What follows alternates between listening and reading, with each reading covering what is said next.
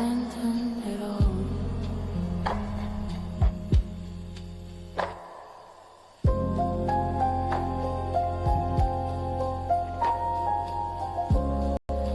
Welcome in, everybody. Welcome in. We'll get started at the end of this roll of the song.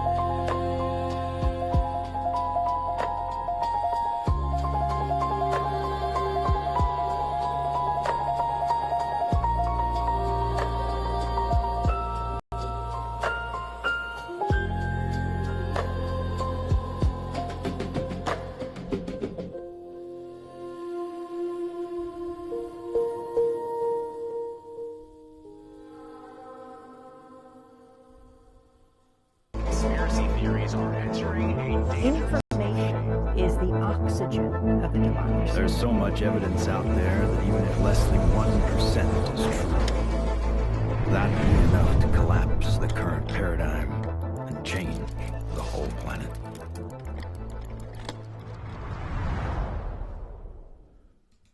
Welcome. Thursday, May 21st. Welcome to the new studio. What do you guys think? Real quick, I'm going to put the chat on and fill you guys in on what we're doing today. What the stream is on this secret Thursday. It's not a secret, obviously. Oh, you're all a little small over here. What's up, Gigi? Gigi heard that the stream's turning on. She wanted to come hang out too. Let me make you guys a little bit bigger. Because what we're doing today is we're actually just doing basically a test stream to make sure that my internet works here and that everything is on and running, because I had to break out the Starlink for the first time in, I think, a year almost. I don't remember the last Airbnb that I had to break out the Starlink at. But it seems to be working just fine so far. But I have yet to stream to all of you fine folks with it. So we're going to do a little test stream today. I've got some stuff that we can watch. I have a whole show prepped that I was kind of planning on doing today with you all, but we're going to just save it for tomorrow for Free Speech Friday to do that. To do the whole Thomas Massey show and follow all the rabbit holes and talk about the big picture. But spoiler alert, I am pretty hyped and pretty hopeful. And I actually see what happened over the weekend and with Massey's election in Kentucky and beyond as deeply encouraging and inspiring and hopeful. And we'll talk all about that tomorrow. But for now, I would love to hear how you guys are doing, where you guys are tuning in from. And then we'll get a grip on how the stream is doing and how the audio is doing and how the connection's doing. How are you all feeling today? Gigi's full and bored. We got Florida tuning in. We got Utah tuning in. We got Philly tuning in. It's lagging over there. Utah, Illinois, Chicago. Hey, Beham. Shout out to Beham, homie. We got Australia, Jersey, Texas, more Australia, Arlington, Washington. Hell yeah. Pennsylvania, Cincy, Kentucky. Shout out to Kentucky. Funky Town. We got Funky Town in the chat. Right by UVU, eh? South Carolina, Houston, New York, Tennessee, Scottsdale, San Diego, Montana, Arkansas. It's good to see you all again. Sorry I didn't see you last Friday. I was prepping the move again. I'm tired of moving. I'm working on not needing to move again, but haven't pulled it off yet. Tell me how the stream is doing. Give us a rate. Is it lagging? Is it clear and smooth? Is it crispy? Is it mid? How's our stream? How's our connection doing? Because Starlink is all good, smooth, stable. It's good, cool, clear and smooth, right on. I mean, it feels crispy on my end, so I'm feeling good about that. 8 out of 10, cool. 5 out of 5, 10 out of 10, cool, right on. All right, well, just keep that. Thank you, appreciate y'all. Keep that question open for the entire stream. If you guys start getting lag or it starts tripping out on you or it starts freezing, drop it in the chat and let us know so that I can figure out what's going on. Because I think we'll be okay. But Starlink is Starlink. So I don't know. I've got a whole show to talk about Massey prepped up for tomorrow. And I don't really want to spoil it or get into too much of it because I know that I'll just start rambling and then you'll all have to watch the show twice. So I'm just going to save all that for tomorrow. So instead what I've got is I've got a couple of YouTube videos that are fun and funny and on point and on topic, queued up, and we can watch 1 or 2 or maybe 3 of them. But we're not going to do like a whole research stream. We're not going to do like a whole, well, I don't know. We'll see what we get into. Maybe we'll rant and monologue like normal. Seems likely, actually. But that's not really the goal. Just to be perfectly transparent with you all, the goal is really just, it took a lot more setup to get this place turned on. Not going to get into it. And so just making sure everything's good and pressing play today is that's the only goal, is to just turn it all on, say what's up to all of you, and see how it's going. So I don't really have any super duper plans for today. But I love hanging out, and we're going to hang out, and we're going to talk some shit and giggle at some things for a little while.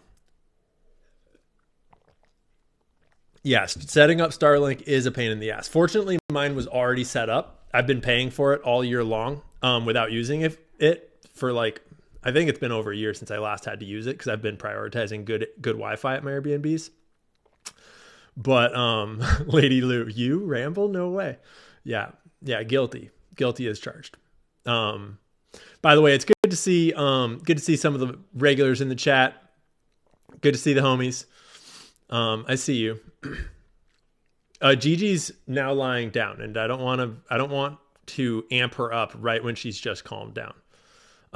But she's a little short for this camera angle. This camera angle is a little more up and elevated.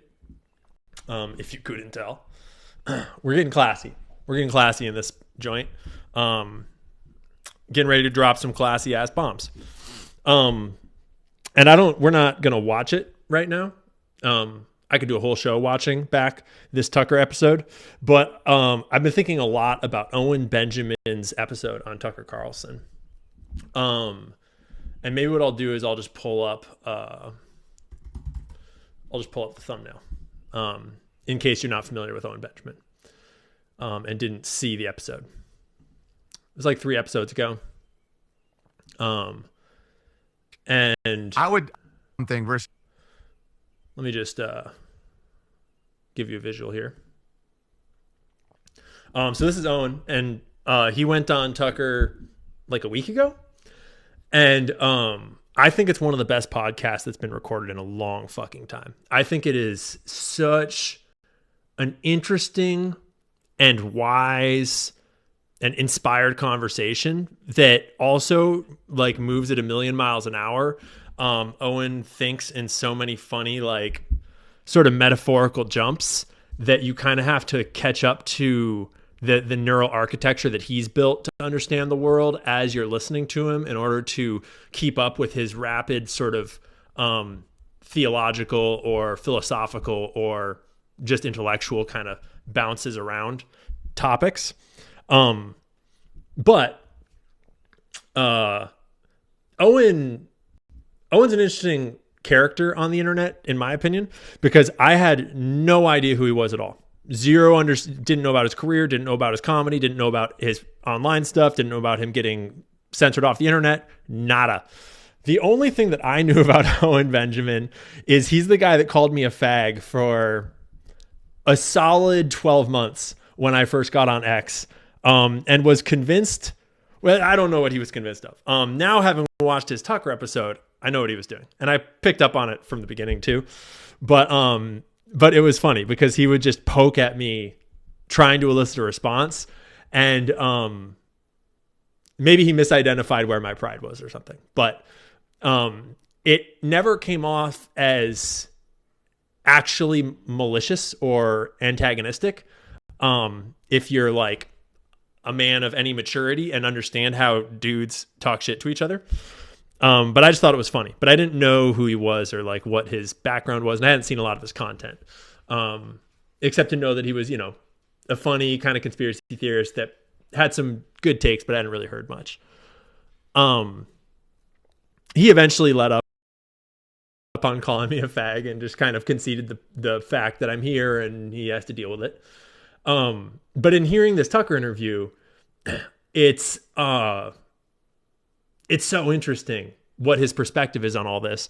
And the piece that I keep on circling on that I think is really inspirational, that I'm sort of taking to heart as like a mantra, holding with me all the time, is this shifting away from the doomerism of the pessimism of looking at all these conspiracies and looking at how fucked up the world is, and turning towards just looking for optimism and good stories. And I mean, every dark story has a light side, and every fucked up thing that's going on has silver linings and good truth to be found, good stories to be told.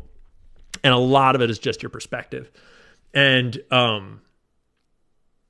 he has a lot of points about how certainly you can blame various groups and peoples and specific individuals for, most of the horrible shit that's going on in this world.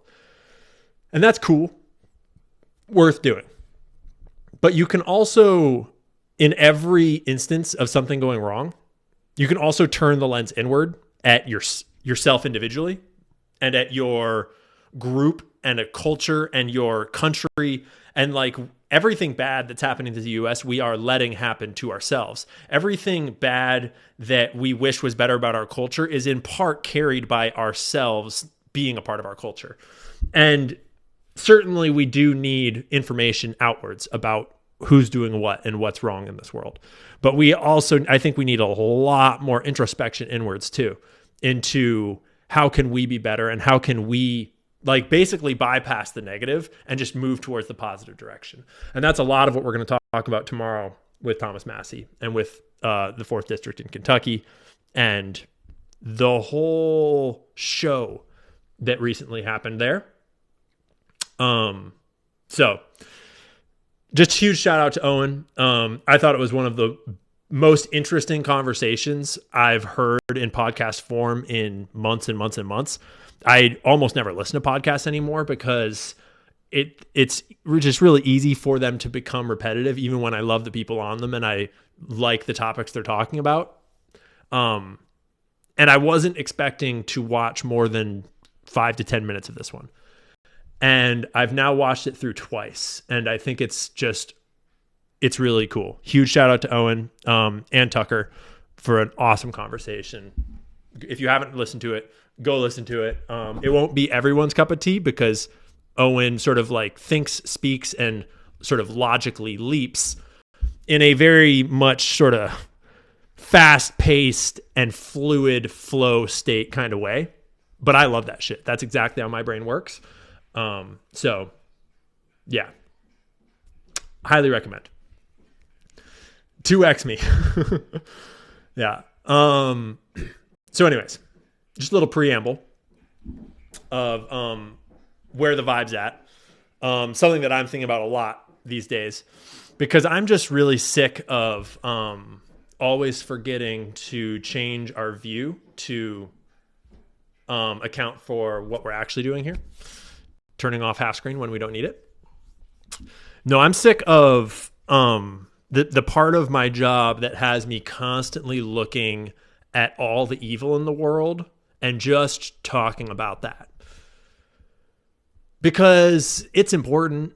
I'm relatively good at it, at connecting dots and following the money and going wherever the truth leads and not being afraid to just tell it like I see it. It seems to have worked out pretty well for my career so far. But it also is a trap that traps you in the cycle of constantly fixating on everything that's wrong and everything that's going bad. And the more you know, the darker it looks and the more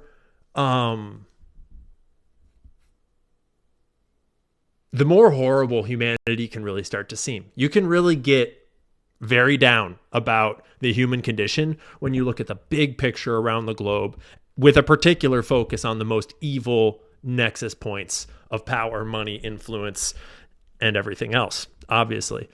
It's not good for you. And it's definitely not good for me. And I'm sick of it.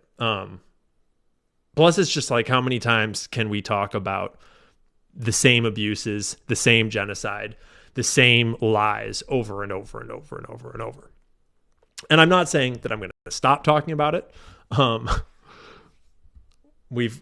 friend Fuentes has been, he's going to apparently stop talking about it. Yeah, right. What I'm saying is that there's other angles that I think are important that I'm thinking more and more about, that I feel the need for self-healing in terms of like my emotional and mental state of what am I focusing my whole life on. I need to focus more on positive sides of these stories. Same stories, just look at them from other angles. And if I'm feeling that way, then to me that says that I bet a lot of you are feeling that way too. I bet that a lot of us are feeling pretty overwhelmed by how horrible the world seems when you're trying to be tuned in. Because it's important to be tuned in. It's a good thing to be tuned in to what's going on in this world. That's how we wake up, and that is how we free ourselves from, let's just say, the cabal of people, of powerful, that are controlling our government, buying out our elections, killing people endlessly and senselessly, and telling us to shut up about it.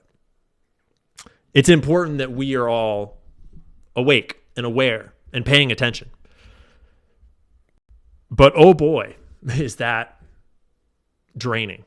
So I've been thinking a lot about that feeling of how do you refocus to still become informed and be aware and ask those questions, learn the truth, but doing it in a way that twists the lens, that recolors the situation and holds a positive perspective. Because ultimately, you can see it half full, you can see it half empty. History is a long journey through a lot of evil shit. And all across the crazy story of history, all the evil dictatorships, all the terrible genocides, all of the really horrible, fucked up shit that humans have done to each other over thousands of years that we know of. Across all of that, there were stories of wonderful human beauty. There were stories of love. There were stories of overcoming. There were stories of the underdog. There were stories of good rising up and fighting back. There's always both sides. It's push-pull. It's humanity. It's the light and the dark. It's just the way it is. We're not going to defeat evil in our lifetimes or in any future lifetime, but we're also not going to succumb to it either. It just depends how you want to look at it. And, in any given time, there's different amounts of good and evil, and there are very real forces in this world that very much deserve to be inspected, called out, made plain for everybody, and fought against with everything we got. But we don't need to dwell on it, and we don't need to assign these people more power than they have. And I think that when you really look out at the world today, I think that what we're learning is that these people actually have a lot less power than they think. We just are very focused on the wrong time horizon, because we all live in this digital age now. We've been here for like 20 years, kind of more like 10 for this actual digital age, and really more like 2 or 3 for sort of the intensity of this AI ramp that we're on. It's changing so much, and it's going to keep going. But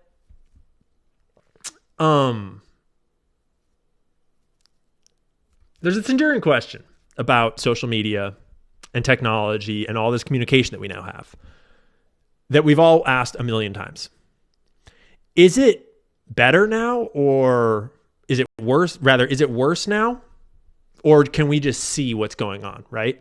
Like, is there more evil in the world now because of technology and because of this acceleration?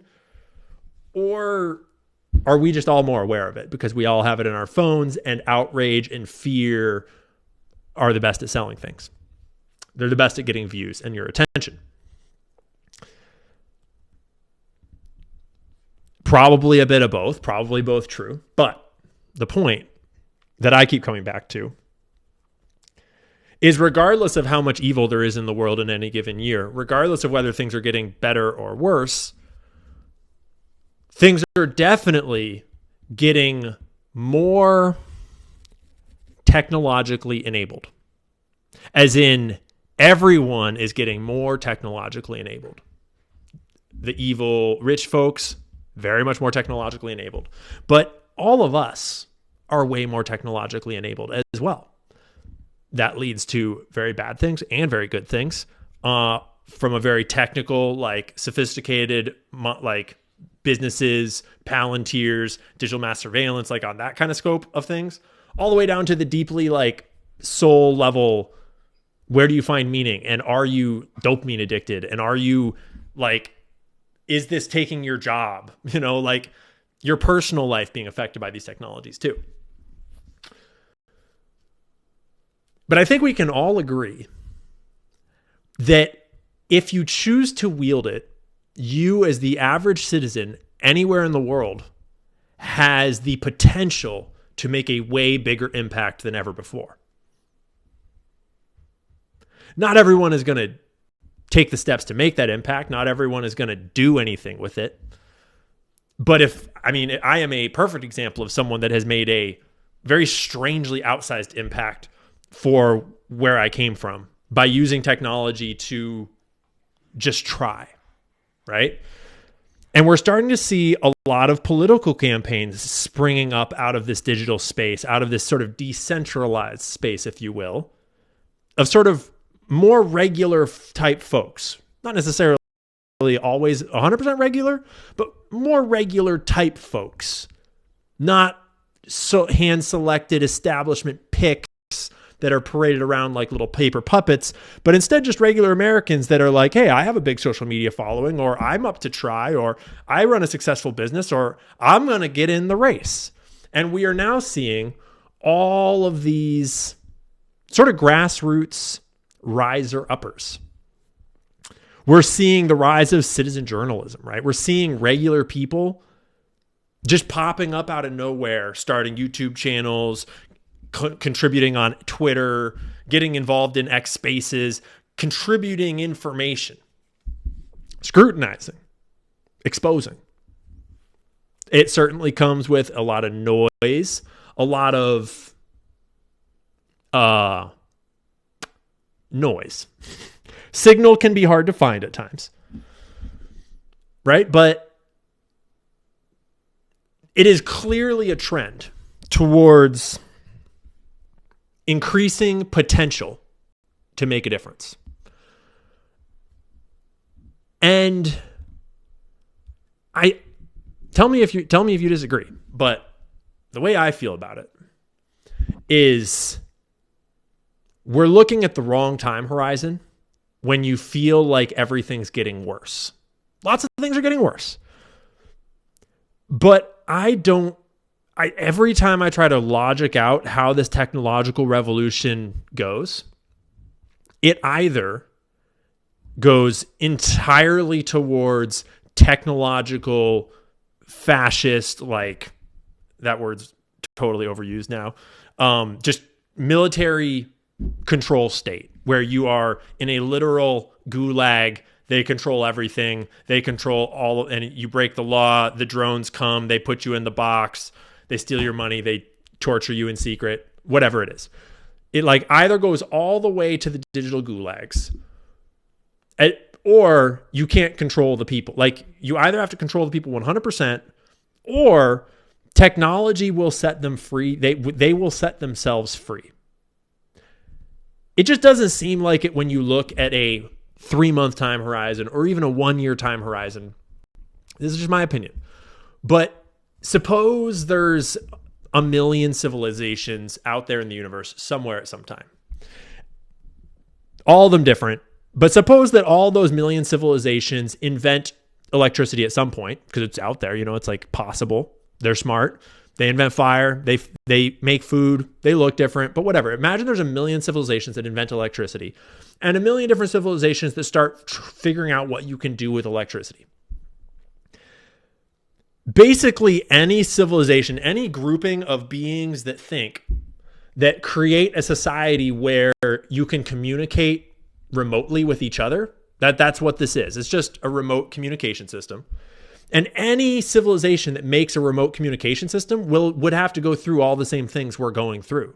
You'd have to learn how to become a part of a civilization and culture where there's a lot less privacy, but a lot more communication, a lot less clarity on truth, but a lot more decentralization of contribution. All these things we're learning about the digital age, these growing pains, kind of feels like we're middle schoolers, still just getting our first telephone and figuring out how to like hang with the boys, and everything's very weird. We're all very immature. I think we're just going through that as a civilization that has just entered this technological space where no longer are we all individuals in our far off places doing our own things in our own little communities. We're just now all part of one globalized culture. And there's a lot of sad stuff about becoming a globalized culture. There's a lot that's lost. And there's a lot that we could be doing to mitigate that, to preserve our actual unique cultures. That's a conversation for a different day. But I can't square any logical like understanding of where this goes that doesn't lead to our culture evolving and just inherently marching closer and closer towards values that align with the decentralized truth. Because no one wants to be lied to. No one wants to be taken advantage of. Everyone wants the best life for themselves and their family. And ultimately, that always comes back to truth. Either you're manipulating everybody else or you're not. And it doesn't take a genius to realize that if everyone acts like you, think through what the world would be like. And if you're a manipulator, if you're an evildoer, if you're a taker from the system and everyone else acted like you, everything would be fucked. And so I don't think it's rocket science to imagine how we all slowly walk ourselves towards a brighter and brighter future, always with new challenges, always with new evil people in this world. But you're seeing it live very slowly as lies are exposed, as stories go viral, as the flood of information comes through, as they freak out and distract and try to buy politicians off, try to kill the opposition, try to, just look around. But it's all happening because everyone's waking up. And it's not like literally everyone's waking up, right? Lots of sheep out there. Lots of people still just sucking down the slop. But little by little by little by little, everyone's slowly starting to get the hang of how this all works. Like how a comment section works, how a chat thread works, how you can or can't trust what you see, you know, how to vet things, how to think through things. So I'm getting more and more optimistic. Not for the short term, but just big picture. Big picture. So what we're going to do is take a quick intermission. I'm going to leave you with actually a bit of Owen. I'm going to take like a 3 to 5 minute break, and then we'll get into some content for the show. We'll watch some shit. I wonder if I have this set up. No, not really. We'll do it like this. Why would you do that? Why would you hand money to the big banks when you can keep it for your family? Our friends at American Financing have a better way. That's harsh. If you're American Financing, sign up now.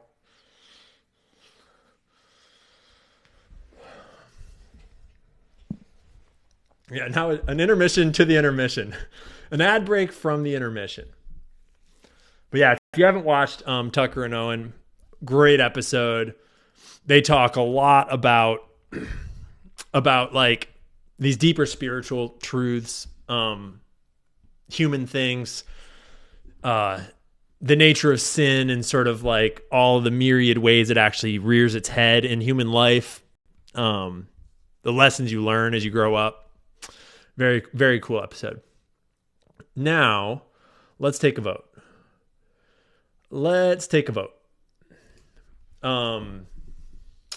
We don't need to watch this one. This is just the Iran war is fucked. Iran's rearmed. Nothing good is going to happen over there. There is a whole story about a potential nuclear explosion having gone off over in Israel quietly over the weekend that we might get into at some point here this week. But anyways, this video is from a dude who I've never seen before. The Synagogue of Satan Conspiracy Theory Explained, and it's a hoot. It's a riot. Chat, show of hands in the chat. Has anybody seen this video already? Because I've never seen bro before. And this video is fucking funny, dude. And it's got a lot of good... we'll probably watch this video today. Yeah, we got a couple yeses, a couple no's. Yeah, I've only seen the first half of it, but it's fun. It's a fun blend of dropping bombs dropping truths rather. I'm not the right race to be allowed to drop bombs. And also a lot of humor and, you know, saying what needs to be said without saying exactly that. Then there's a story about Kim Kardashian, her company Skims, got caught with a bunch of drugs getting smuggled in their trucks, which, I mean, we haven't talked about the Diddy stuff in a long time, but oh boy, is there a whole rabbit hole to go down there, which we might do. And then there's slightly more serious, but always great reporting from Breaking Points about Itamar Ben-Gvir abusing international citizens that Israel took hostage in international waters, including American citizens, abusing them as prisoners on camera, torturing them. They've come back now with clear signs of torture. It's pretty whack. Y'all are getting some lag. Bummer. Let's keep an eye on it.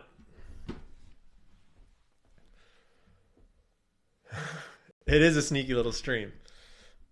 But before we get into that, let's just chill. Let's just chill with the chat.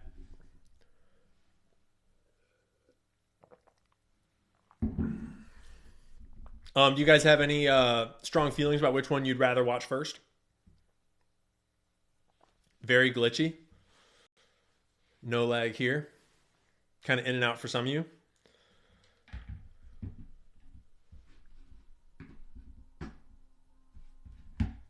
Oh, that's out of my phone.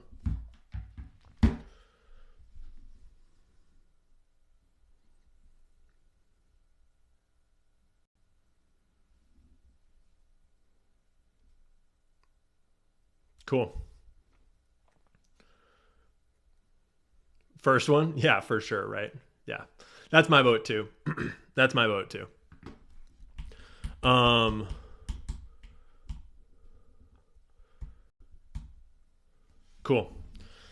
Cool. So, give me a few minutes here. I'm going to get Gigi in, get everything set up, and then we'll drop in on the first one. I can't do in about 5. Playing media, like videos. Are you guys getting the same experience? That it's pretty smooth when it's just me chilling, talking, but then when I'm playing YouTube videos, it starts to glitch a little bit and just kind of skip and trip out a tad, right?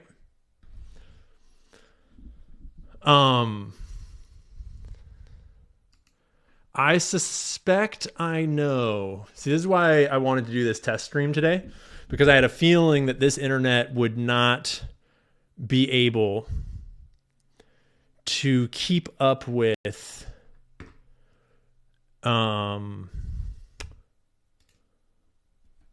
everything. We'll see. I think what we're going to do, though, I was just looking at the settings a little bit. I don't want to finagle with them right now. I think what we're going to do instead is we'll just run the stream as it is right now. I'm sure you guys can handle it.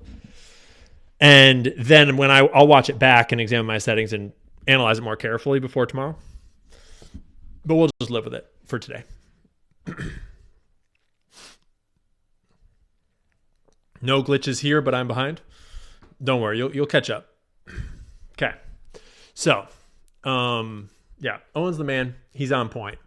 Let's talk about the synagogue of Satan.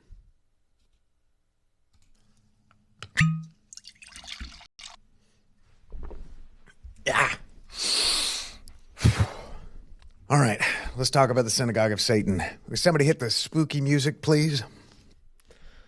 Real quick. The other thing you should do is hit the like and subscribe buttons on our boy Mr. Quigley's channel.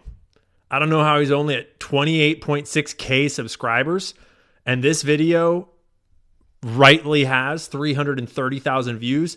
That is some fucking content, bro. That is killing the game, if you will. That's very impressive work. And I'm not surprised that he's getting those kinds of views on, regardless of his sub count, when he's making content this funny. So if Tommy G's older brother, I see the resemblance. So if you're not already in with our boy, Mr. Quigley, I bet that give it a few minutes. I bet you'll be subscribing. Who or what is the synagogue of Satan? Well, you see, the Bible teaches that there is the synagogue of Satan. They are the ones that control the media. You are the synagogue of Satan, and you have wrapped your tentacles around the U.S. government. Behold, I will make them of the synagogue of Satan, and I'm speaking directly to you, Rabbi Shmuley.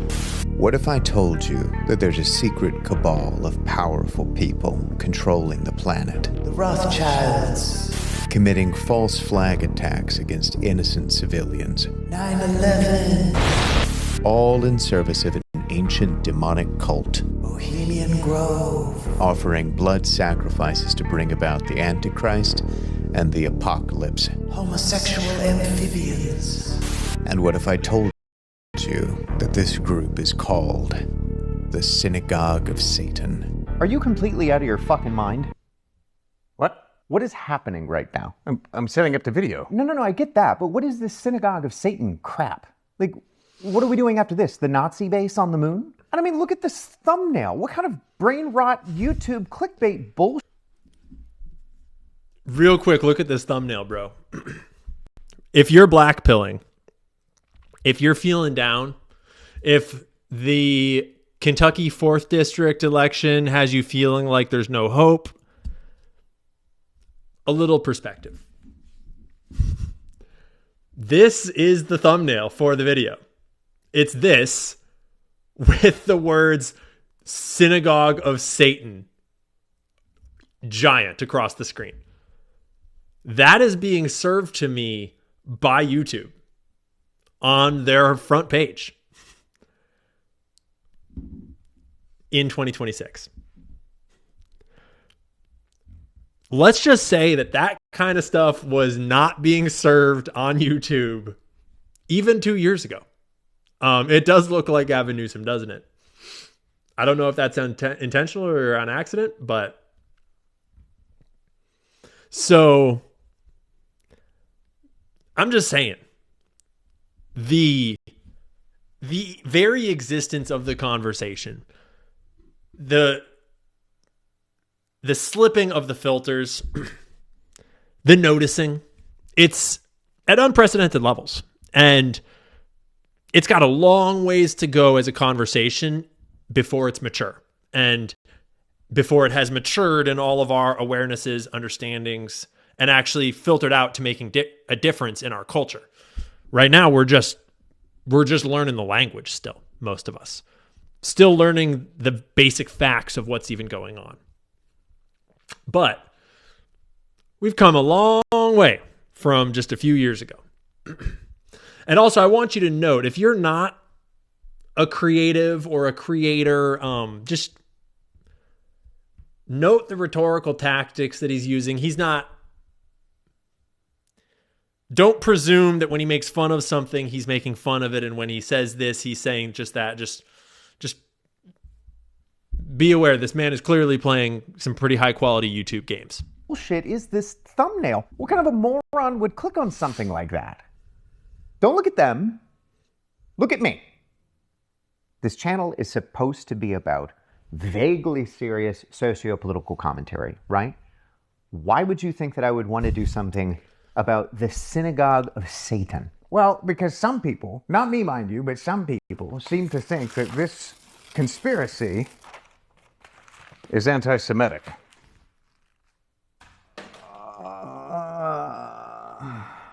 Why didn't you just say that to begin with?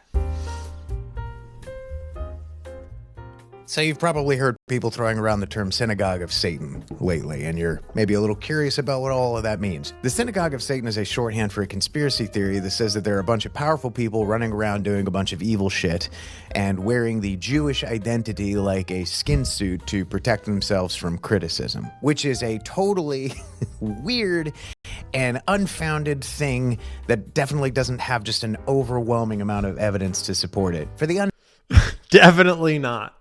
Totally made up.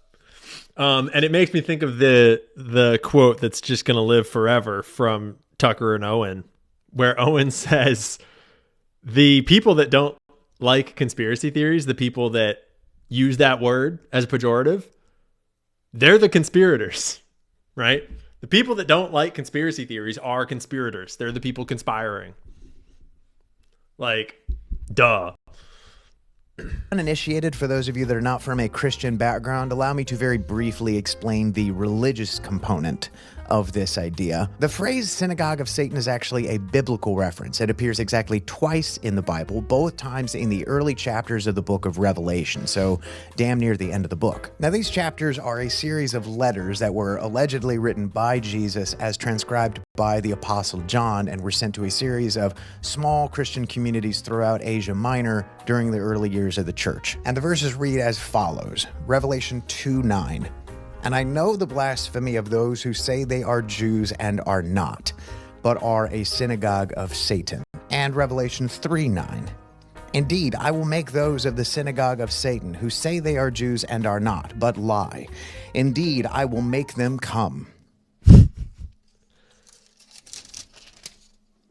and worship at your feet, and to know that I have loved you. Now, unfortunately, there's not really a whole lot of extra context provided about these verses. There's no indication of who these people actually were or what they did to deserve such an unfortunate designation as the synagogue of Satan. One interpretation, the more obvious one, is that these were non-ethnic Jews, so Jews that were not of the direct lineage of Abraham, but that had adopted Jewish culture and who falsely identified as Jews. Another possibility is that these were the Pharisees or some other old school religious leaders that followed Abrahamic law, maybe even the same ones that plotted to crucify Jesus, which is strengthened by the fact that Jesus called the Pharisees the children of the devil in John 8:44. Or maybe it was just a group of Jews who had started worshiping Moloch and sacrificing children again, because that is just a thing that the Israelites loved to do over and over and over again in the Old Testament. Yeah, it's totally weird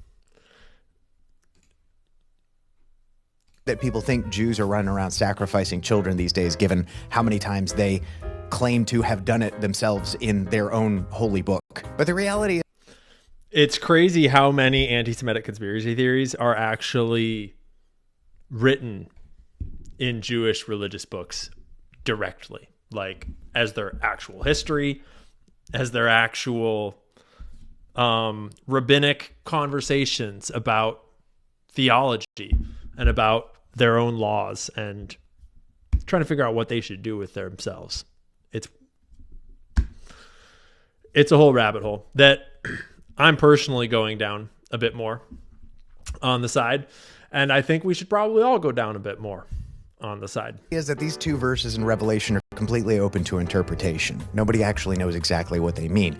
And the interpretation that many, many, many people have settled on over the years is that there be fake Jews running around doing evil shit. People who are not of the Abrahamic bloodline, but who claim the Jewish identity and use it as a protection for some nefarious purposes. And who would believe in such a thing? Well, it turns out a whole hell of a lot of different people with very different and even mutually exclusive and contradictory belief systems. We're talking about white supremacists like former KKK leader David Duke, black nationalists like Louis Farrakhan, Arab nationalists like Palestinian Chairman Mahmoud Abbas, left-wing anti-Zionists like Sean King, black Hebrew Israelites as promoted by Kyrie Irving in 2022, and most recently, mainstream conservative commentators like Candace Owens and Tucker Carlson. All of these groups and individuals have their own particular flavor of the Synagogue of Satan conspiracy theory, but they all kind of boil down into two major categories. Number one,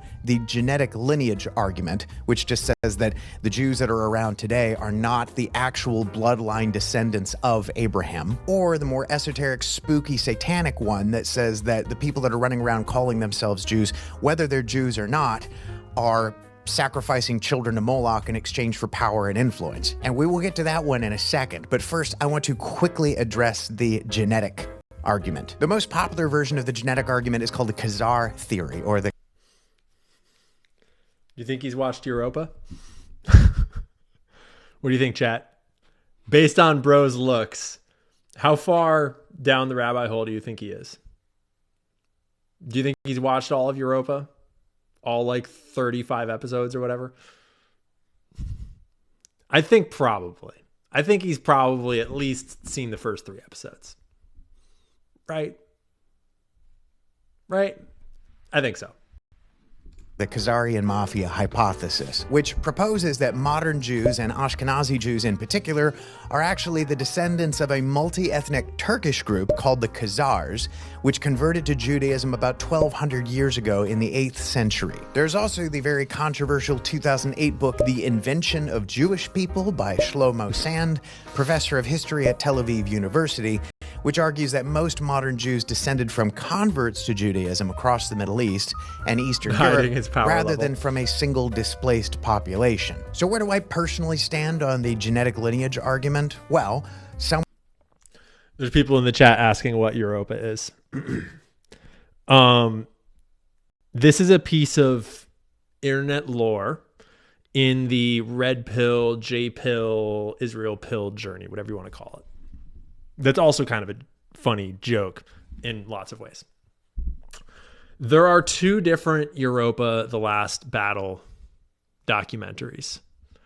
One is more widely available. I think you can find it on Rumble. It's like an hour and a half long or 2 hours long or something like that. And it's just one video, Europa: The Last Battle, I think. And that one is, if I remember correctly, it's largely about the Bolshevik Revolution, international Jewry in like a sort of 500-year history, and then the Bolshevik Revolution, and let's just say controversial historical takes presented with a lot of evidence, but it's also very difficult evidence to actually fact check in a granular way, and I have tried. That's one of the Europa: The Last Battle documentaries, but that's not actually the one that people are talking about when they're really talking about it.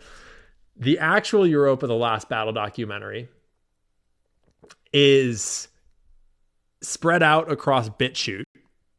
It's banned everywhere else. It's not even on Rumble. And it's on BitChute in, I don't even know how many parts, honestly. I've not seen all of them, I don't think. I've seen a bunch of them, and some of them a few times. I wonder if I can just... well, I guess we're not on YouTube right now, so that's chill. BitChute.com, if you're not familiar, is how you watch things you're not supposed to watch. And genuinely, I don't know who made this. I don't know who put this together. It is a monument. It sort of is like the modern day, what is dude, my brain is having a hard time today. The Protocols of the Learned Elders of Zion. That is like the book form of like the most anti-Semitic conspiracy theory, which, maybe, but like if you read it, there's also a lot of themes in there that seem to parallel reality. Maybe it's all just made up, but sometimes fiction is, pretty close metaphor for reality. And in a lot of ways, Europa is sort of the 21st century version of that. It's infamous. It's not famous. It is infamous. If you haven't seen it, it is a very tough pill to swallow. Like there's a lot of just the first 2 or 3 episodes, there's a lot of very gruesome, raw footage of horrifying war crimes and crimes against humanity from the overthrow of the Russian Empire and associated times. It's intense. I would argue, from my perspective, take it all with a big grain of salt, unless you want to personally fact check everything they say. I've tried. The vast majority of it is buried deep in the history books or lost to time, or maybe not even true. I don't know. You kind of have to get a degree in you'd have to spend a long time getting very deep into your studies to genuinely be able to, I think, judge this series. But that being said, there's a lot of big picture truth that it does discuss that's very worth knowing about. Like the whole Bolshevik Revolution, that whole situation, the Holodomor, the rise of communism. It's super dark. It's super interesting.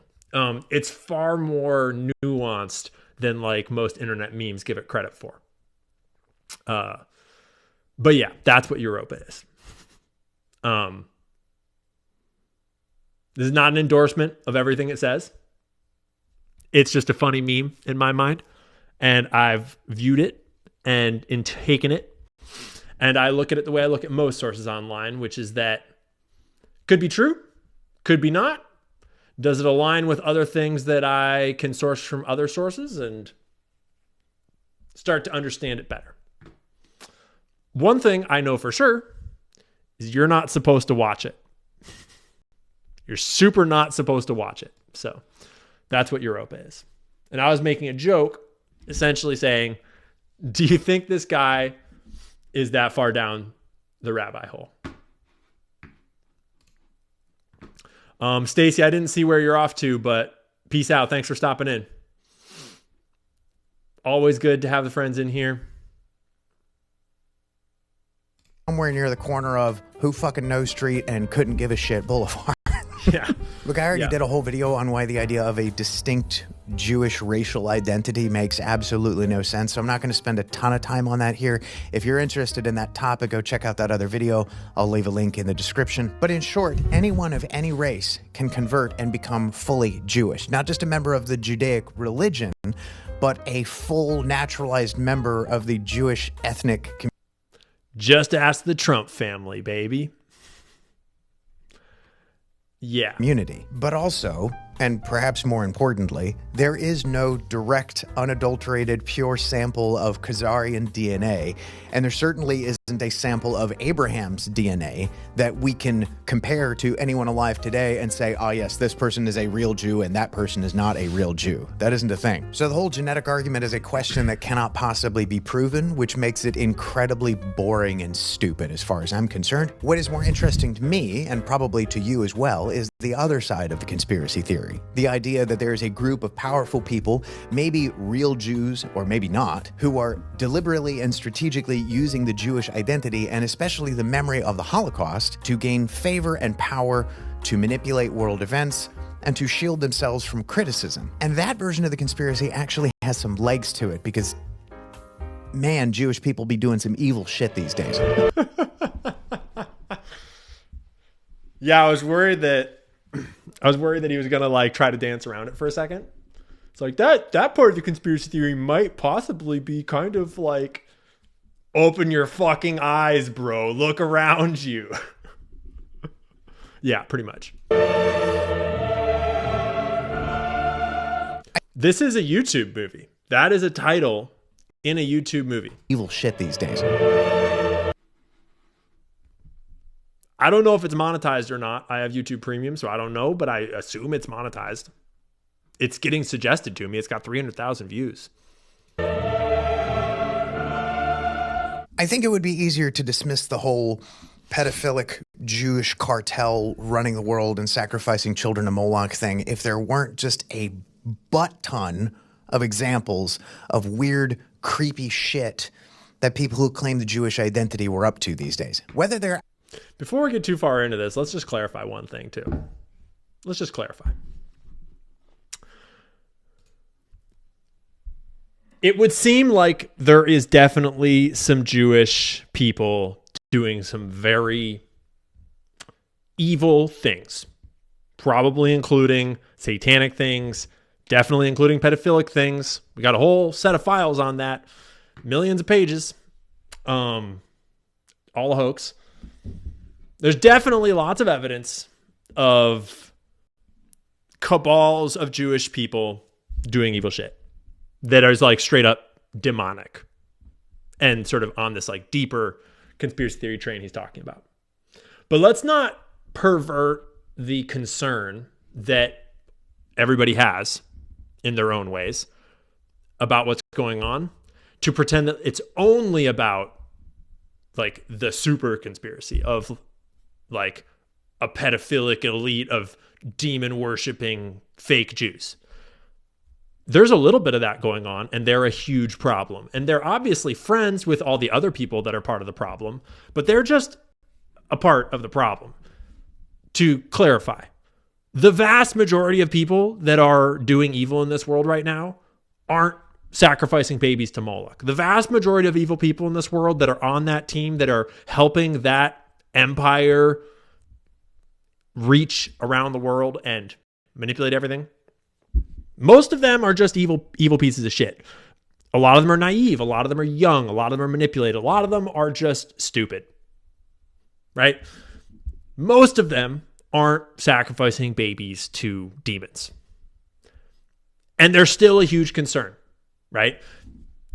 The nature of the problem is an international cartel that is built on ethno-nationalism, ethnic supremacy of a singular race, and then the establishment of a state based on those principles that then plays this weird double game of words and mind control and victim aggressor, constantly gaslighting everyone to both be constantly aggressing everyone and going after everyone and attacking and shutting down and watching and making sure you don't say the wrong things, buying out your elections in your country and telling you it's for your own good, all these things, while simultaneously being the biggest victims alive, being the most persecuted people ever, even though they're the wealthiest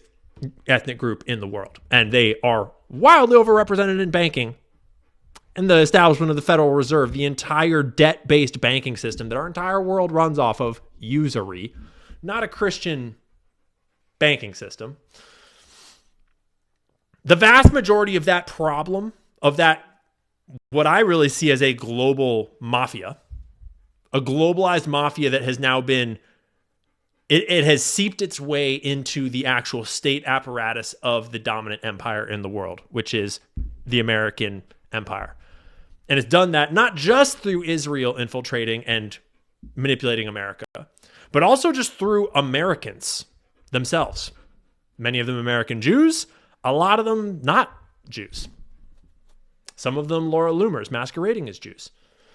The vast majority of this issue, of this global mafia, is not the baby sacrificing to Baal thing. So let's not twist it. And I'm not saying that he's trying to do that. I just want to clarify that there is a huge problem that is not this more niche fucked up part of this conspiracy theory that is wildly evidenced. There's so much evidence for all of this shit. Some of it more than others. Some of it is more up for debate than other parts. And I would argue that the part of their sacrificing babies to demons, that's more up for debate. It's more complicated. There's a lot we don't know, obviously. There's a lot of secrecy involved. But like the Epstein files, they just are what they are. You can read them, right? Massey's election is what it is. You can just look at it. And tomorrow evening, we're going to do a whole show looking at it. And we're going to listen to some Jewish people talk about how they controlled it and the money they put into it and how they'll buy any election they like. And if you don't like Jews, if you don't like what they like, then, yeah, sorry, you're gone. So, just want to clarify before we get too far into the fun part. It's not fun. You know what I mean. The spooky part of this conspiracy, just to remind us all that this is obviously a very niche slice of the whole part of the problem. But they be bumping shoulders. They're all hanging out on these islands. Actually Jewish or not, whether that distinction is meaningful or not, kind of doesn't matter to me anymore. Because in almost every example that I could think of to point to when it comes to the decay of Western civilization, from the banking cartels that are bankrupting our children with inescapable usury, to the degenerate cesspools of exploitation that are Hollywood and the pornography industries, to the perpetuation of endless, needless warfare and the killing of untold thousands of innocent children during my entire lifetime. In all of these things and more, there is a, let's say, disproportionate amount of Jewish representation. And especially considering how infinitesimally small of a percentage of the population they make up, I think that it is extremely unlikely that it ended up being that way by chance. Now, to be clear, I'm not saying that everyone who calls themselves Jewish is evil, but what I am saying is that it's pretty clear that evil people have figured out that if they call themselves Jewish, it offers them certain advantages and protection. Because for the last 100 years, since World War II, the Jewish people have enjoyed a great deal of compassion and understanding worldwide. Hell, right? That was quite well said. Quite well said, sir. I mean, we even gave them an entire country for themselves themselves that wasn't ours to give and was already full of people that were living there. Oopsie daisy. Well, I'm sure that'll work out just fine. But very recently and very rapidly, that global goodwill has begun to completely evaporate for very understandable reasons. I think the thing that brought this idea of a satanic Jewish cabal to the forefront for me and for a lot of other people was some combination of Gaza and Jeffrey Epstein. Many questions remain about Epstein, but two things in particular are crystal clear. Number one, that he was without a doubt an Israeli intelligence asset with extensive connections via Robert Maxwell and Ehud Barak. So this source is new to me, right? Mr. Quigley. I've never watched his YouTube channel before. So just, as I'm sure you're doing, I'm always looking for any of the key indicators that this dude's legit, that this dude is here for truth and is here to speak his mind. Because I can totally vibe with playing games, not saying certain things for YouTube so that your channel doesn't get demonetized and, being careful like that. But that's different than being Michael Knowles and making videos that are like, well, yeah, Israeli people maybe contributed a lot of money to Thomas Massey's race, but like that doesn't mean that Israel bought the race. There's all sorts of other complicating factors, and I don't really want to talk about it because, I don't know. Whole different story. And one of the most obvious and easy litmus tests is, do they talk openly and directly about the fact that Epstein worked for Israel? If they're doing that, we're off to a pretty good start. And half of the playing field is already eliminated. Half of the playing field has already exposed how controlled or brain dead they are. And number two, that this was not just pedophilia. Like that alone would have been bad enough. But no, this went way further and way darker than that. Now, I don't know exactly how much of the nastier stuff in the Epstein files I'm allowed to show on YouTube, but suffice to say it's there. And if you're watching this video, you're probably already at least somewhat familiar with it. If you're not already aware, then I guess just be careful and be sure to monitor your mental health. Point being, it is entirely too easy to read satanic, occult, evil shit into the behavior and activities of this man. And this is just the stuff that they've shown us. The overwhelming majority of the Epstein files are still redacted because they've not released the photos or videos, which you would think would be the most important part. Imagine the kind of horrific stuff the government has decided we don't get access to. They also never collected the vast majority of it. They gave him advance warning at most of his properties that they were coming so that they could all get cleared out in advance. At one of the properties, they actually came, saw all the binders of CDs of who knows what, photographed that they existed, and then left and asked Jeffrey Epstein's estate to mail them to the police station. The actual stuff that was collected is the tiniest slice of what actually happened because the cover-up already happened back then. And then it happened again just last year. And with Epstein's direct connections to the Israeli government, which is an organization that seems hell-bent on murdering as many children as it can get away with and single-handedly driving the entire world into famine and war and misery and destruction, I think it's easy to see why so many people are using religious or spiritual terminology to describe current events. Evil, demonic, synagogue of Satan. I like this guy, right? I'm just curious. He has 32 videos. How long has he been posting for? So it looks like his first video was 9 months ago.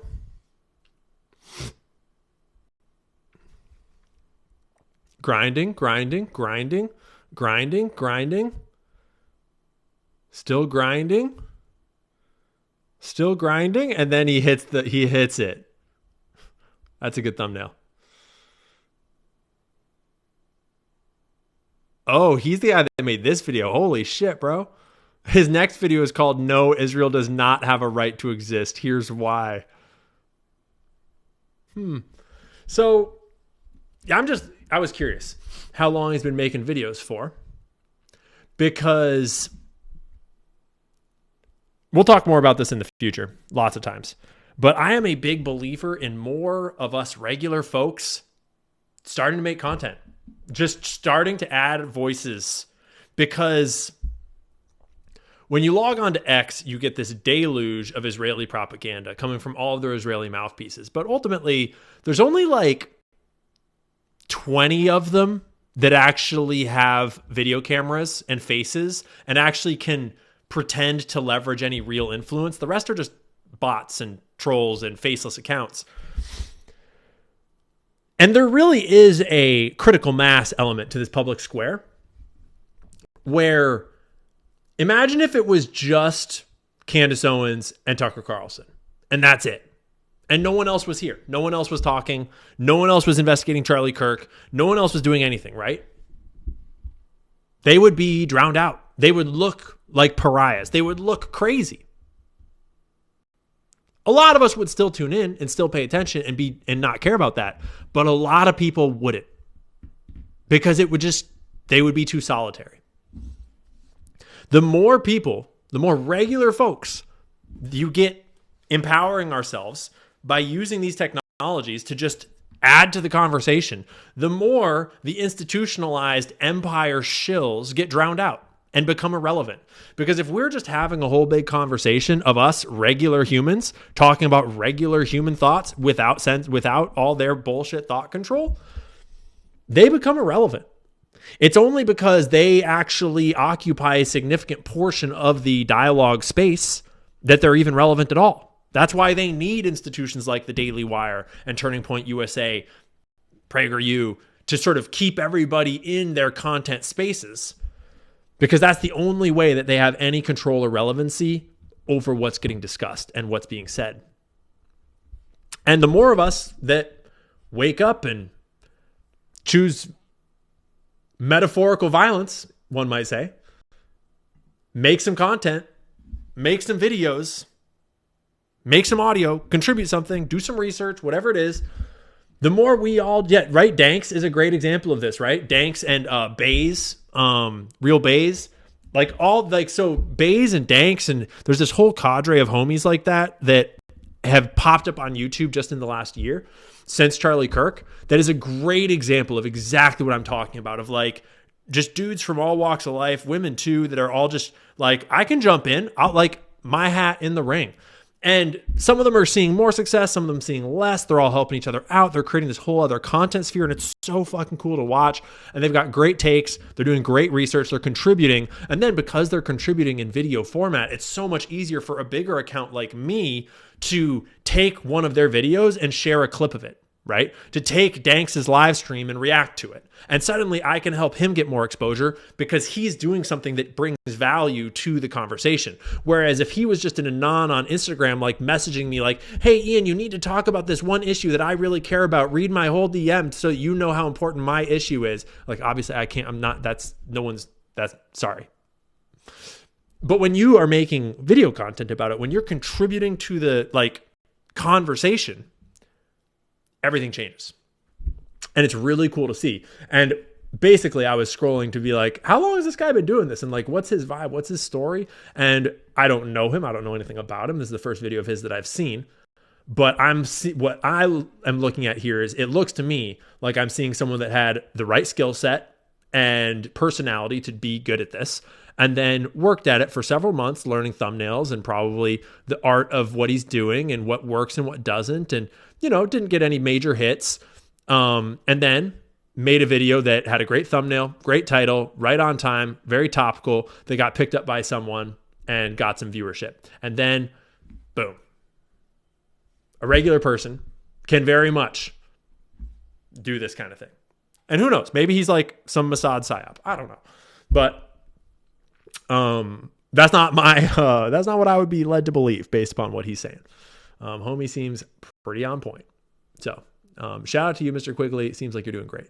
But as tempting as it is to view the world through this supernatural lens, I think that it might be a coping mechanism for some, and something that we should be cautious about. Removing these things from the realm of human capacity and instead framing them as an epic struggle between the forces of good and evil, it can be a way to make it more digestible and comprehensible. Let me give you an example so that you know what I mean. By the way, I'm about to spoil the ever-loving bejesus out of the show Full Metal Alchemist. So if you've never seen it before and you think you... Oh no, dude. Guys, if you like anime and you've not seen Full Metal Alchemist, you should probably leave the show right now. That's not a show you want spoiled. I don't go crazy for all sorts of anime, but I love good storytelling. And that show in particular has some crazy shit baked into it. So if he's gonna spoil that and you haven't watched it and you think you ever want to, you should probably leave. Sorry. Might want to, you should, because it's pretty good. Go ahead and skip to this timestamp, okay? If you have already seen it, first of all, you're a fucking weeb, but carry on. Full Metal Alchemist is set in a universe where people are capable of performing superhuman feats of matter manipulation, the primary governing rule of which is the law of equivalent exchange. In order to get anything, you have to give up something of equal value. Eventually, someone figures out that you can sacrifice human lives in exchange for great power. This forbidden knowledge, held by the ruling class of a particular country, results in a nationwide conspiracy to engage in perpetual warfare against its surrounding neighbors, not for the purpose of winning territory or settling disputes, but rather to sacrifice enough human lives through warfare in order to perform a massive blood ritual and achieve godlike power. Everything about this country, to include its creation, the shape of its borders, its foreign and domestic policies, everything about it has been engineered from the beginning for the purpose of engaging in mass human sacrifice. And what is the name of this evil, demonic, genocidal nation that instigates endless warfare and suffering? Why, Israel, of course. Holy shit, is it really? I'm telling you, once you see it, you can never unsee it. Is it really called Israel? There's some part of me that kind of wants for Israel to be involved. I haven't seen Full Metal Alchemist in a long time.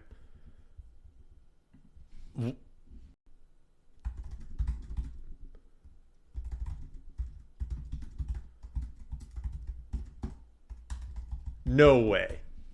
This can't be real.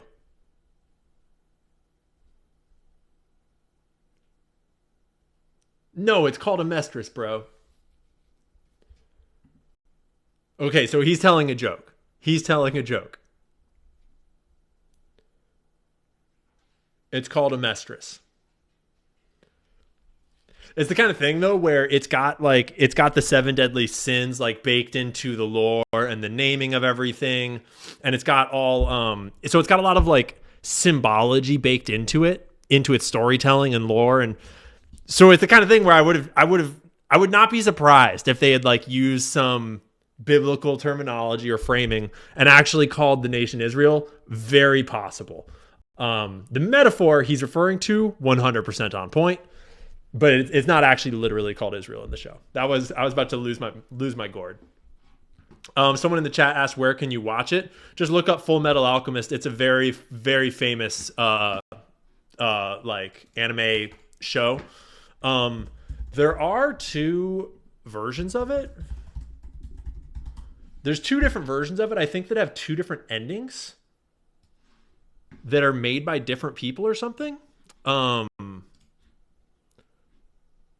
So do your own research, look it up. You can like watch it on Netflix or like Hulu or any of the streaming platforms where you don't have to pay. It's a whole thing. It's very, there's fan art and cosplayers and conventions and shit. It's a very famous one. It's like I think it's probably like one step down the anime rabbit hole from like Avatar: The Last Airbender, and then like you get your Full Metal Alchemist and you're like Attack on Titans. And you're not like a real hardcore anime person until you watch like stuff deeper than that I'm not super familiar with. Brotherhood comes before the OG chronologically. Okay, so it's Full Metal Alchemist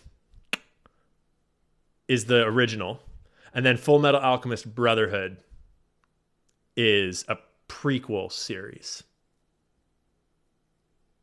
I forget. I remember them both being really good, but one of them being distinctly better. And yes, I am a certified weeb. A nerd. Nerd.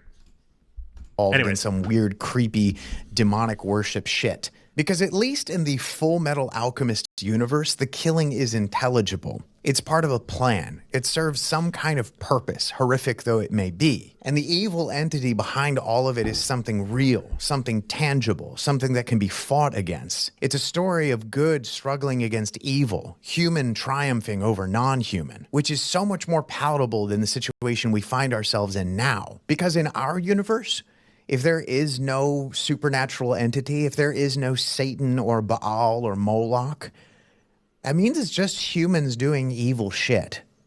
It means it's just us. And it means that nobody's coming to save us.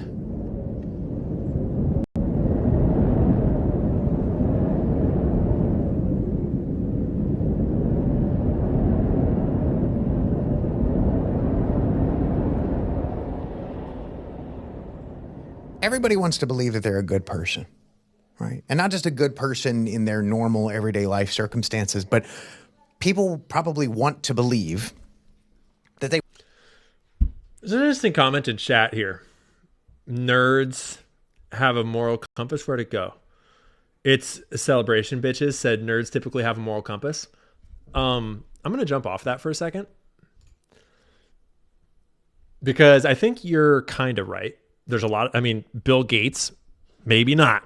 There's definitely nerds that don't have moral compasses. But obviously just being a nerd doesn't give someone a moral compass. What actually gives someone a moral compass, I think, aside from obviously like good parenting that leads by example and good role models and a loving home growing up with both parents there, those sorts of things. Aside from all that, the actual like inputs that are more directly controllable and sort of that you can replicate that give kids moral compasses is the stories they consume and tell themselves about themselves and the world. And kids that grow up reading fantasy novels and fiction that is hero stories naturally develop moral compasses because they grow up rationalizing this mysterious, magical, vast world that they can't understand at age 10 or 14 or whatever. But they can understand it through the metaphors of the stories that they consume, the movies they watch, the books they read, the heroes they idolize in fiction and fantasy. And kids that grow up with fiction and fantasy, rather than like Waka Flocka is their hero, because that's going to go great. Kids that grow up like reading fantasy novels and their heroes come from there, that grow up with imaginative play when they're little kids and are imagining being the hero saving the world. Obviously, that builds moral compasses. And it builds a lot of space to sort of engage with complex moral questions before it's really tough and real in the real world. And before you're ready to, and before you're actually thrust into real experiences where you do have to confront that. That's what stories do for us. So I don't know where I'm going with that, but you should, if you're a parent, you should be very thoughtful about the stories you're giving your children and the myths you're letting them play out in their creative play and in their like alone time, and who they're idolizing and what they're reading and watching, and what stories become metaphors that are bigger than just that book. What stories become flowing parts of their lives that they turn into their own identity. Like for me, I've read the Dune series like probably more than 10 times. Certainly the first 3 books I've read more than 10 times. And then there's I think 7. And I think about that shit all the time. I constantly think about little phrases and all sorts of just intricate things about politics and about religion and how humans interact and how to be your best, and all sorts of little things from those books constantly rolls back through my mind and pops out at funny times. And I'm sure that you all have things like that too. Most people have sort of childhood stories that they read growing up or read as a young adult or whatever that they sort of build into their identity. And a lot of those people are called nerds. If you're into like sci-fi and fantasy and anime and whatever else, right? And I think that shit helps you develop a moral compass, and it's good for you, regardless if you want to be a nerd or not. Being a nerd is pretty fucking cool, though. Highly recommend you try it out, especially when you're young. Yeah. They would still be a good person under really horrific circumstances. What do you think that you would have done if you had been a normal, middle-aged, working-class German during World War II? Most people would like to believe that they would be one of the good guys, right? That they'd be hiding people in their attics or actively trying to undermine the government or something. But statistically speaking, that is extremely unlikely. Like, even if you weren't actively participating in the horrific war crimes that were happening all around you, you probably would have turned a blind eye to most of them. You probably would have gone along to get along, right? Social conformity is a power. What did you do during COVID? Did you go along to get along? Did you roll up your sleeve and get vaxxed anyways? Did you pressure other people to get vaccinated? And what did you do during the genocide in Gaza? Right now. The killing of Charlie Kirk. Did you Matt Walsh it? Were you Ben Shapiro? Or were you Candace Owens? Tucker Carlson out here, speaking up, doing what you can. Were you the thousands of other smaller creators, grassrootsers, people with voices or the voiceless all speaking up, just trying to do something, not going along, right? We actually have a lot of information right now about who would and who wouldn't. Powerful thing. We desperately want to fit into a tribe and not be an outcast. And this isn't me being mean. I'm not picking on you in particular. I'm just pointing out the fact that all human beings have within them the capacity to do great evil, or at the very least to turn a blind eye to evil that's being done around them. This is one of my favorite books about World War II. It's called Ordinary Men by Christopher Browning, and it follows the story of this one police battalion of ordinary middle-aged working-class men who were drafted into the German army, but for one reason or another were found to be ineligible for regular military duty. And so instead, in the late summer of 1942, they were ordered to carry out a series of mass executions, starting with 1,500 Jews in Józef, Poland. Now, I won't go into any graphic detail here, but suffice to say, it is stomach-churning. And not just what happens to the victims, which is horrific, but also the psychological changes that happen within the men that are doing the killing that slowly causes them to become numb to what they're doing. These men didn't start out as monsters, but they became monsters through the act of doing monstrous things. To quote directly from the book, 80 to 90% of the men proceeded to kill, though almost all of them, at least initially, were horrified and disgusted by what they were doing. But to break ranks and step out, to adopt overtly nonconformist behavior, was simply beyond most of the men. It was easier for them to shoot. The conclusion that Browning comes to in this book is that one of the primary motivating factors that... I've not read that book. That sounds like a hell of a commentary on what's going on in the world today. Oh boy. Yeah. It kept this men at this task was the knowledge that if any one of them stepped away and shirked what they saw as their duty, it meant that one of their comrades would have to kill that many more innocent people. And that this weird combination of peer pressure and appeal to authority kept them going long enough to where they just completely transformed into different people. Now, why do I bring up... If the reason why he brings that up isn't to point out that Israelis are evil now, Israeli society is perverted, deranged, and demonic, that Israeli citizens themselves, though they may vary widely in their opinion of policy, monetary fiscal policy, education policies, healthcare policies, how to run the Israeli government, all these things. The vast majority of them have served in the IDF. The vast majority of them think that Palestinians are subhuman. The vast majority of them support genocide and support the Greater Israel Project. The vast majority of them have no problem with the torture and other horrible things that are going on in Israeli prisons to people that have stood no trial and have no chance at justice. Because when you're part of a society that does such evil so consistently across everyone, they're drafted to do it. Their whole, and that's not an accident, by the way. When that's your society over the generations, over time, and it's normalized, and if you step out of line, you're a traitor, a self-hating Jew. Well, that is a perfect recipe for a truly fucked up and evil society full of truly deranged and damaged people.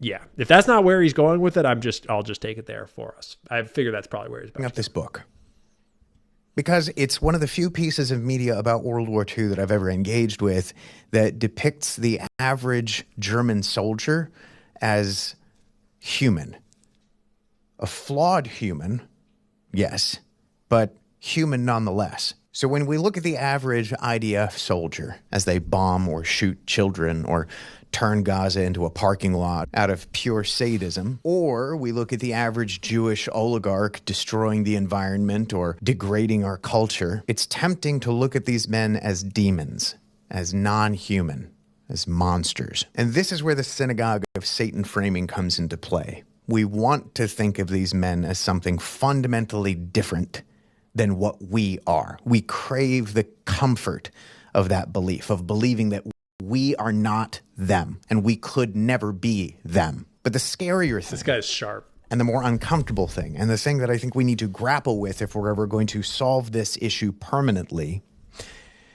is that no, these are just humans. Sociopaths, maybe, but humans nonetheless. Now that doesn't...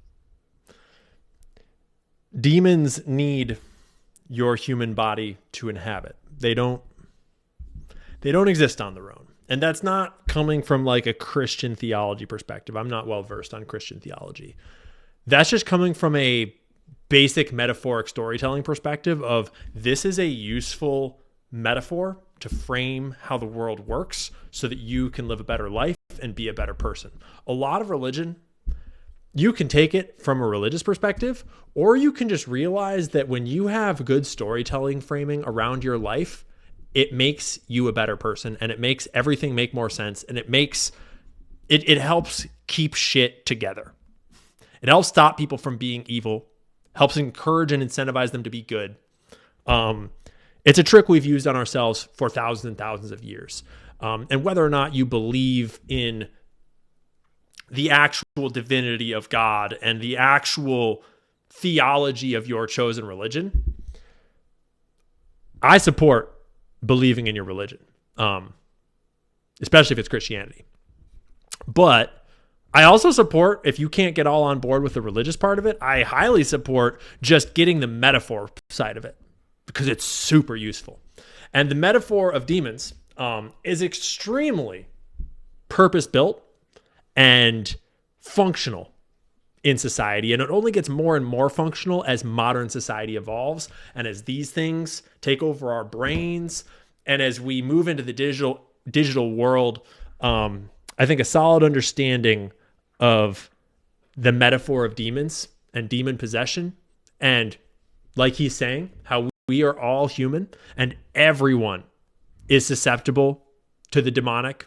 Everyone has the sin in them. Everyone has a little kernel of the potential to do evil or to be slothful or to be lustful or to be envious or whatever your chosen Achilles heels are. I think that's a way healthier way to frame the world than meh. Right? Coming back again to the stories you grow up with, the heroes' journeys, the fantasy is the wrong word. The the narratives, I guess, that you build around your life make a big difference. Doesn't excuse their behavior. They still need to be stopped by whatever means are necessary. The fun guy is your religion. So it doesn't change the prescription, but it does change the diagnosis. And most importantly, it puts the responsibility for doing something about it on us, instead of outsourcing that responsibility to some supernatural entity like God or Jesus, who clearly have no interest in directly intervening and stopping the wanton suffering that is happening. I know that things are wrong in the world today, fundamentally wrong, deeply, profoundly wrong. But I think that when we reach reflexively for a supernatural explanation for things like this, we lessen ourselves. We relieve ourselves of the responsibility, of the duty to stand up and do something about it. Now, I don't know what the solution is necessarily. I don't know how to fix all of this. And to be perfectly clear, YouTube, I'm not advocating for violence. But I do think that a step in the right direction would be to stop allowing people to hide behind their cultural identity or their ethnicity as a shield from criticism. And I do think that we should stop allowing people to do evil shit because we're afraid of being called a racist. Whether these people are real Jews or fake Jews or part of a cult or not, I don't care anymore. It doesn't matter to me anymore. If the price for standing against the evil that I see is to be called an anti-Semite, I mean, that's your word, not mine. But I don't care anymore, is I guess what I'm trying to say. And I think more and more people are coming to that realization every day. So I guess we'll see. Thank you very much for sticking around to the end of the video. I appreciate it. Yeah, that's a big follow for Mr. Quigley. Let's get this man to 50,000 subscribers this month. Let's blow this shit up, dude. And let's smash that like button. Because bro is just telling it like it is. And seems like this is what I love, this format, where it's like he's literally just a regular dude in his house with his shit around. He bought a microphone and one camera and just understands enough about the skills of orating and storytelling and piecing together his thoughts in a way that is compelling. And he's unafraid enough to talk about the thing that is the most important thing right now, the thing that is on everybody's mind, that's bungling up every fucking part of our world right now. And he's having a ton of success. So huge congrats. Shout out to Mr. Quiggs. Great video. And I don't think he means it this way. He talks there at the end about how the synagogue of Satan concept sort of gives you permission to, let's say, not do anything about it, to be apathetic, to just sort of sit around and, hope that God fixes it. I don't think that's what most people think. I think most people that subscribe to the synagogue of Satan concept, they know that we're the ones here doing the thing. I think that most of us are well aware that these are humans and we have to fight them in this domain.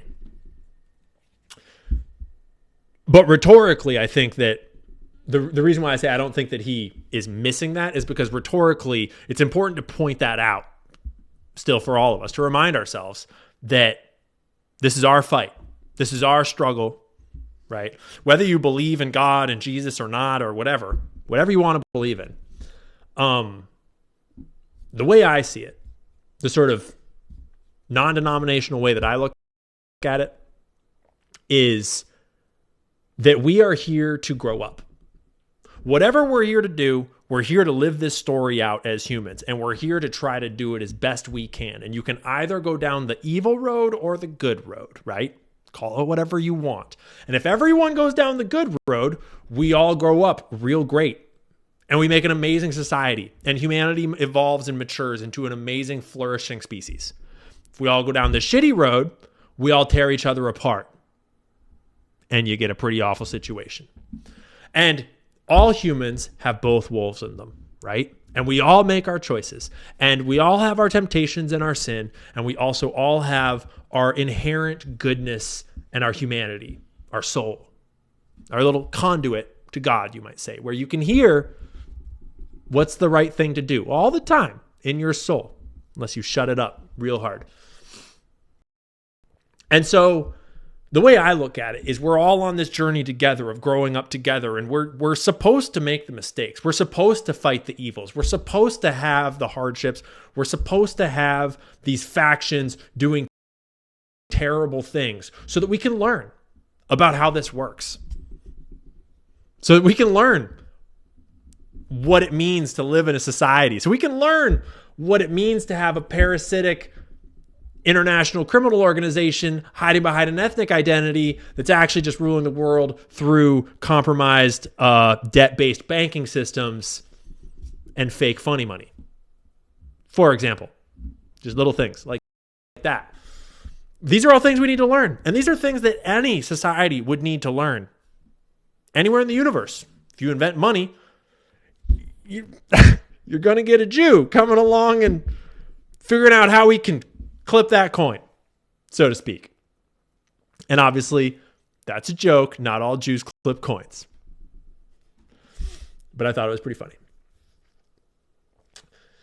So yeah, solid video, bro. Solid video to the Quigs. That was great. That's my vibes on it. That's my feelings. I think that we've gotten a pretty solid test of our streaming capabilities. It looks like we're actually at 1 hour and 45 minutes, which is way longer than I was expecting to go for. Let me expand chat back up here. And we'll hang for a little bit more before we call it a night. You sure about that? Yeah, I see you, chat.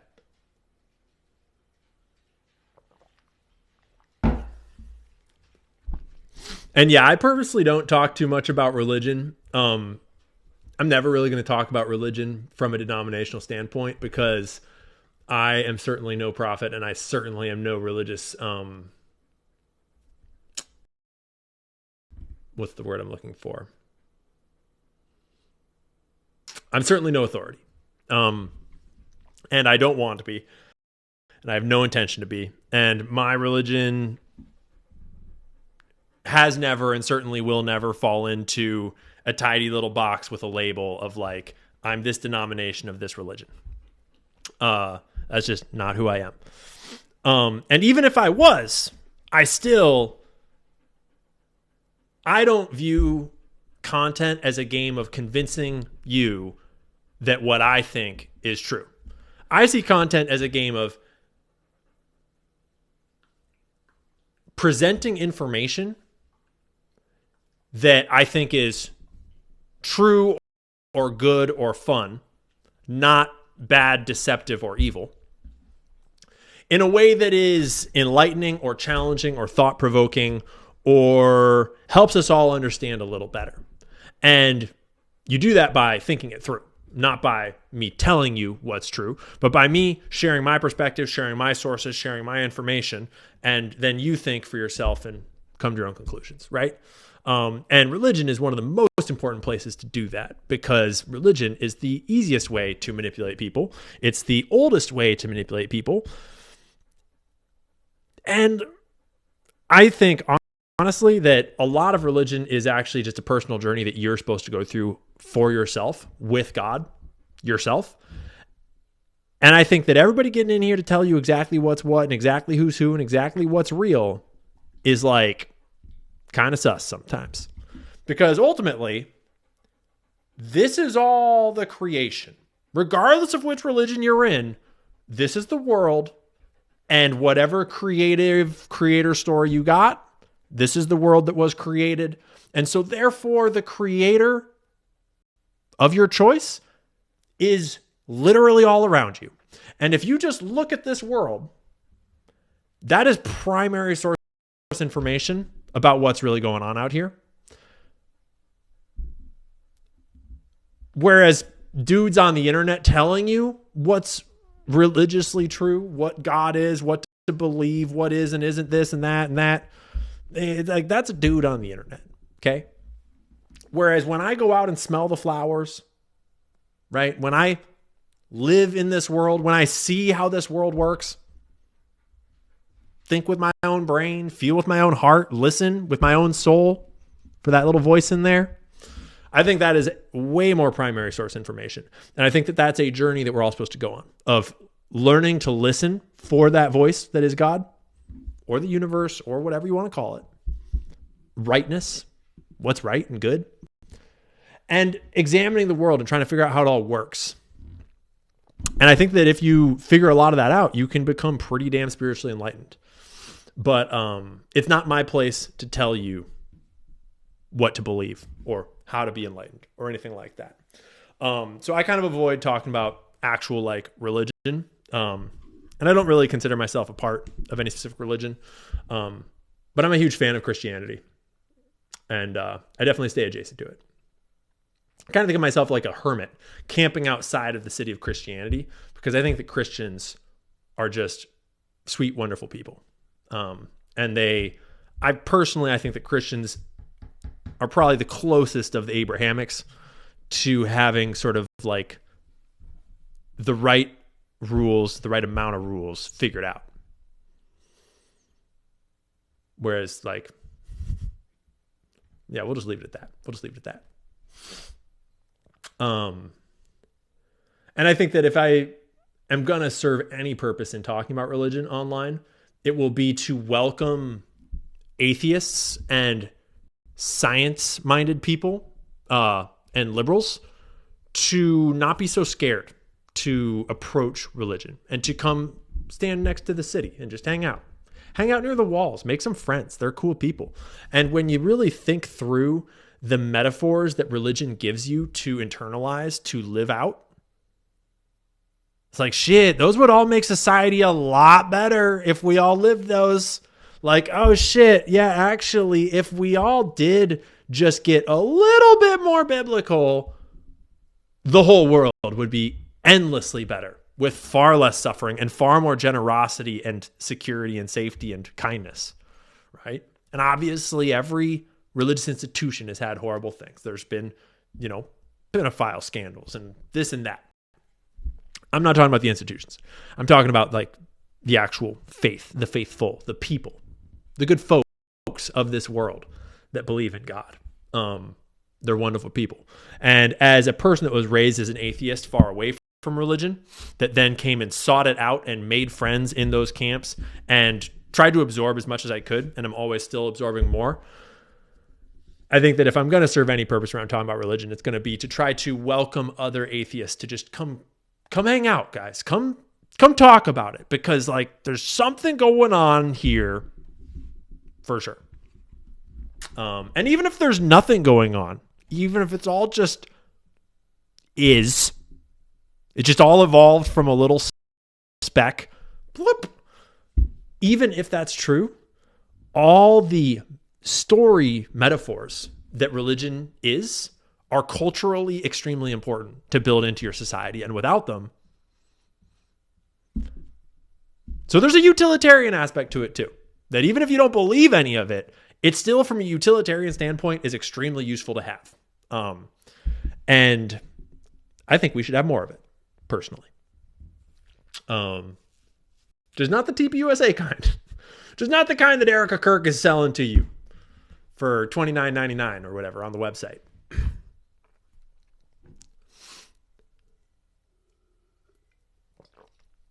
See, I bring it up, and already here in chat, there's like 5 different people trying to like push different things. It's like, we got someone in here claiming that Jesus was a socialist. We've got people telling me to look into Orthodox Christianity, telling me to look into, all sorts of different things. I'm not picking on anyone in particular here. But it's just like, whatever, man. Whatever.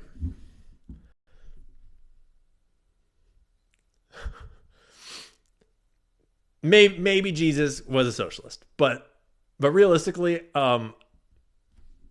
what you're trying to use that sentence to say is not, don't do that. You're not Jesus. You don't speak for him. You can interpret his shit however you want, but he wasn't like, he didn't live in our time. So what you think of as a socialist today didn't even exist. So He didn't hold your beliefs. He was Jesus. And whether you think he was a man or the son of God or some other mixture of anything, he was Jesus. And he lived in his time. And it was his time. But don't like use religion to, you know, be what you want it to be. Shad Capone will ban you with that kind of talk in the chat. No, we do not need more Judeo-Christian values. Thank you very much. That is a fucking lie. And I will happily preach about Judeo-Christian values till the end of time. They don't exist. That's made up. That's some fucking propaganda. That's a lie. Don't bring that shit into my chat. We don't need more Judeo-Christian values. The Judeo half of that equation thinks that Christ is boiling in human excrement in hell. If you actually read the Jewish religious texts, the Talmudic texts, the rabbinic texts, it is very much not Christian values. The whole point of Christ was that he came to overthrow all that legal bullshit. He took the lawyers and was like, all of these books about how you can trick God and manipulate the laws and discuss what age you're allowed to penetrate at and all this other crazy shit that's in those books. He came along and was like, that's all fucked up. Done with that. Done with all that law. We're going to keep it simple, folks. We're going to keep it simple. 10 commandments, couple of sins, don't fucking do them. Be nice to people. Be nice to people. Don't take no shit. Especially from the synagogue of Satan. From those Jews who claim to be Jews but are not and would do evil. Yeah, don't fall for that shit. And don't bring that shit into this chat. So, we will ban your ass.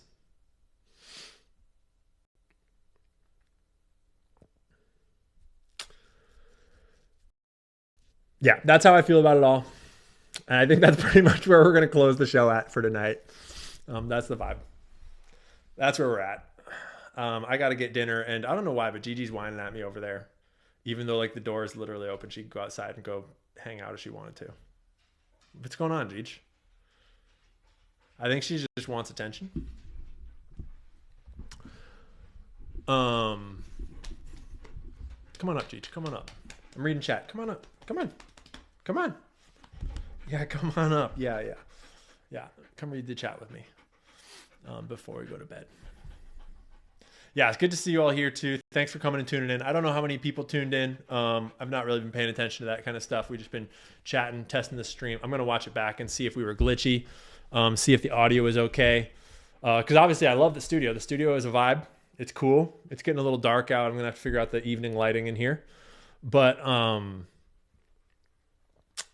yeah, it was a great test stream. It was good to have you all here. And the plan is to do a Free Speech Friday tomorrow. I've got all my tabs open and ready.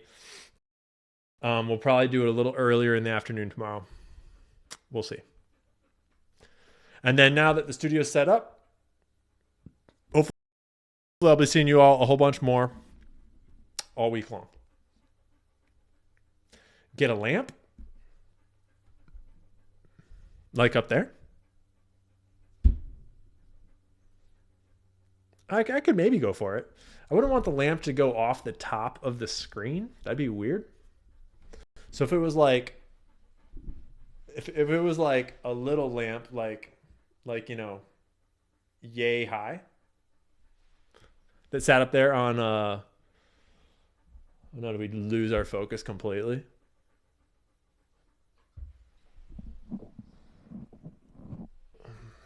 Well, that's a sign that even the camera's tired. I don't know what to do about it. But yeah, I don't know how much set modifications we're going to get into in here. It is what it is.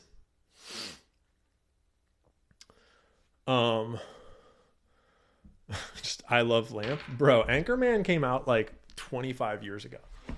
I don't know what you're I don't know if you are aware. But that shit came out a long time ago. We're getting old, homie. We are getting old. So So yeah, there's more videos that I had queued up, but honestly, I ramble so much. We spent so long watching that one. That's it for tonight. That's all we're going to do tonight. Thank you so much for tuning in. Don't forget to be a good person. Don't forget to take good care of yourself. Drink some water. Eat healthy food. Get outside. Tell someone you love them. Do something nice for somebody. Do godly stuff. Make the world a better place. Be a contributing factor to the people around you. And thanks for being here. That's it for tonight. And I will see you all tomorrow for Free Speech Friday. Toodaloo. Conspiracy theories are entering a danger. Information is the oxygen of a democracy. There's so much evidence out there that even if less than 1% is true, that would be enough to collapse